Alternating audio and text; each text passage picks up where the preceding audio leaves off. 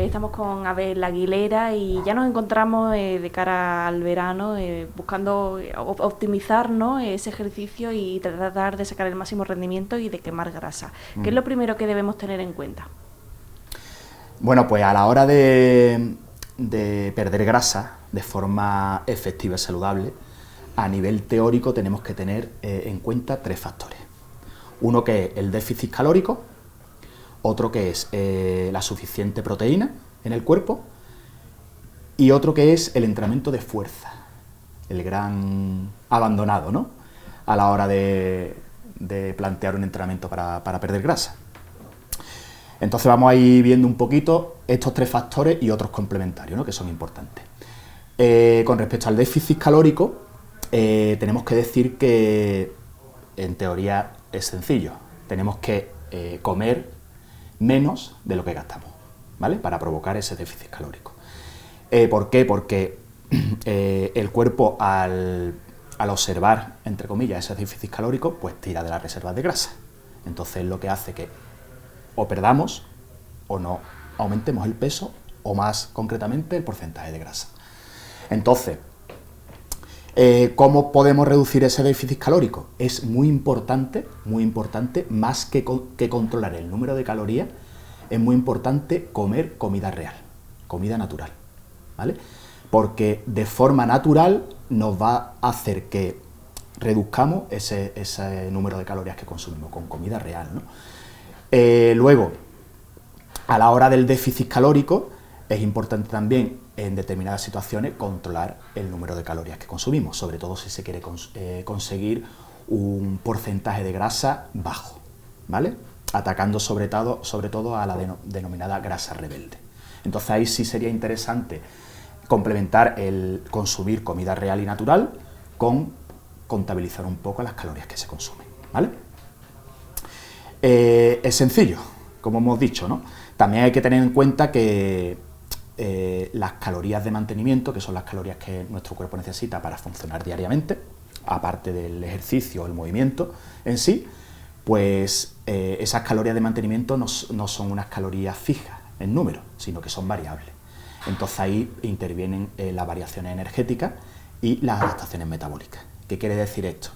Que tenemos que ir implementando diversos estímulos en cuanto a alimentación y en cuanto a entrenamiento para que esas adaptaciones metabólicas vayan variando y el cuerpo, digamos, que lo capte y siga reduciendo ese porcentaje de grasa, ¿vale?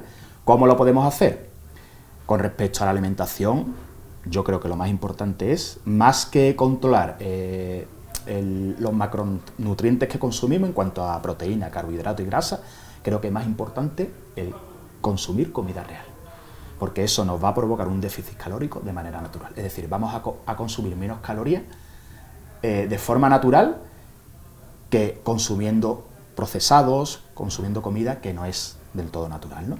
Con respecto al entrenamiento, hablando de estas adaptaciones metabólicas, hay que de vez en cuando provocar diferentes estímulos en el entrenamiento, porque si llevamos siempre el mismo nivel de entrenamiento o los mismos tipos de entrenamiento, nuestro cerebro se adapta y va a necesitar consumir menos energía para completar esos entrenamientos.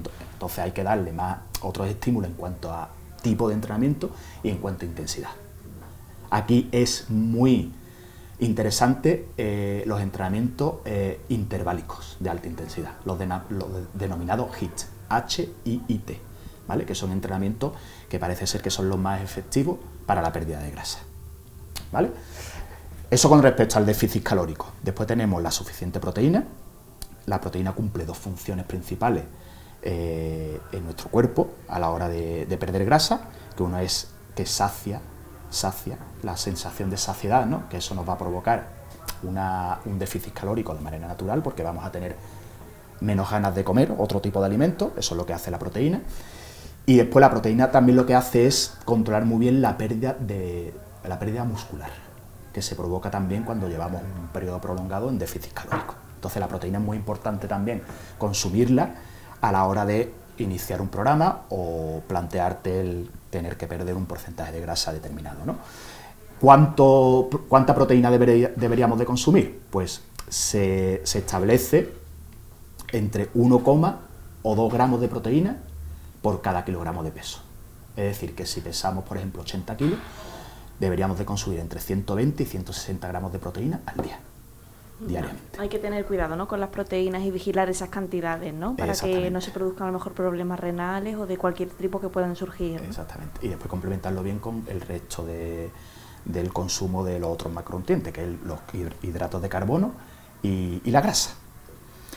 El otro factor es el entrenamiento de fuerza. El entrenamiento de fuerza es el gran olvidado, creo yo, a la hora de la pérdida de grasa, y es más importante incluso que lo que habitualmente se ha venido haciendo hasta relativamente hace poco, que es entrenamiento aeróbico para perder grasa. Y se ha demostrado, y según las evidencias últimas científicas, que el entrenamiento de fuerza es incluso más importante llevarlo a cabo que entrenamientos aeróbicos a una misma intensidad, ¿no? Aquí entra el entrenamiento de fuerza porque es muy importante para controlar esa pérdida de masa muscular, ¿vale? Y después también es muy importante porque si hacemos un entrenamiento aeróbico a una misma intensidad, la ralentización metabólica que se provoca pues va a hacer que nos estanquemos. Entonces el cuerpo se habitúa a ese mismo entrenamiento siempre y llega un momento en que no tiene ningún efecto. Entonces fracasa, entre comillas, el programa de ejercicio aeróbico para perder grasa cuando no le damos ningún estímulo y cuando no tenemos entrenamiento de fuerza en la programación, ¿no? Entonces el entrenamiento de fuerza es fundamental. Dentro del entrenamiento de fuerza, como hemos dicho antes, es muy importante para que no se provoquen esas adaptaciones metabólicas y esa ralentización del metabolismo, el entrenamiento HIIT, intervalos de alta intensidad, que es el entrenamiento más efectivo para perder grasa, junto con el entrenamiento de fuerza. Después, hay otros factores que también son importantes, como por ejemplo, hemos dicho antes el tema de los macronutrientes, que yo creo que es más importante el comer comida natural y real que el estar combinando siempre macronutrientes. Es decir, tengo que consumir este porcentaje de proteína, este porcentaje de grasa y este porcentaje de hidrato de carbono. Hay que controlarlo, pero es más importante, creo yo, lo vuelvo a repetir, el consumir comida natural. ¿Vale? Cuando hablabas del entrenamiento de alta intensidad, sí. ¿Se suele recomendar unos minutos determinados al día o una frecuencia determinada a partir de la cual se produzca ya esa quema calórica? ¿Se establece alguna duración determinada? 1 o 2 sesiones semanales de entrenamiento HIIT de alta intensidad sería suficiente. Después es importante también, que creo que no se tiene en cuenta, es el combinar esos entrenamientos de fuerza, esos entrenamientos HIIT, tipo Tabata, con actividades de muy baja intensidad, como caminar, por ejemplo. Porque eso nos va a hacer que aumentamos nuestras calorías de mantenimiento diarias. Entonces, el simplemente combinar entrenamientos de fuerza con algún entrenamiento aeróbico, con entrenamientos de muy baja intensidad, tipo caminar, nos va a ayudar mucho, aunque no lo parezca, a perder grasa. O a reducir el porcentaje de grasa, que es lo que más nos interesa, más que incluso el peso. Porque el peso se puede mantener por el tema del peso muscular, de la genética, claro, porque etcétera, a lo mejor cuando empezamos a hacer ese entrenamiento habrá gente que le extrañe que los primeros días que se pesa incluso gana peso, ¿no? Eso se puede explicar por si hacemos ese entrenamiento de fuerza y vamos ganando músculo. Peso muscular, es el motivo, ¿no? De por qué al principio del entrenamiento no notamos ya de entrada que bajemos en los kilos, ¿no? Tampoco hay que tomar al pie de la letra lo que nos diga la báscula. Yo creo que la referencia no es el peso, la referencia es el porcentaje de grasa en sí. Luego, la frecuencia de las comidas y el ayuno, el tema del ayuno, muy de moda últimamente. Parece ser, y las últimas evidencias dicen que, como se ha venido diciendo hasta ahora, no es tan importante el número de comidas determinado al día y con corto espacio de tiempo que hacer 3 grandes, por ejemplo, bloques de comida buenos y dejar ayunos intermitentes espaciados entre las comidas. Según evidencia científica, últimamente dicen que es más beneficioso a la hora de perder grasa. Después es importante también adaptar la frecuencia de las comidas a nuestras preferencias, sobre todo a nivel motivacional, para llevar a cabo una buena alimentación y una dieta equilibrada. Y la hora de las comidas por la noche, a la hora de acostarse, por lo menos dejar un par de horas entre la última comida y la hora de sueño. Eso también sería importante.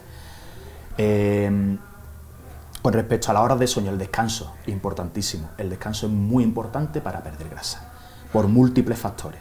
Uno que es importante decirlo es la sensibilidad a la insulina, que eso nos hace, si no descansamos, ¿no? Eso nos hace relativamente que las mismas calorías que consumamos nos puedan engordar más, lo que es la sensibilidad a la insulina. Después también la falta de sueño, de descanso, reduce la testosterona, eleva el cortisol, y eso nos hace que interfiera negativamente a la hora de perder grasa. Es decir, que hay que llevar un descanso adecuado y unas horas de sueño adecuadas si se quiere perder grasa. Luego también tenemos el entrenamiento, como hemos dicho antes, importante entrenamiento de fuerza, entrenamiento HIIT. Y también sería importante los suplementos.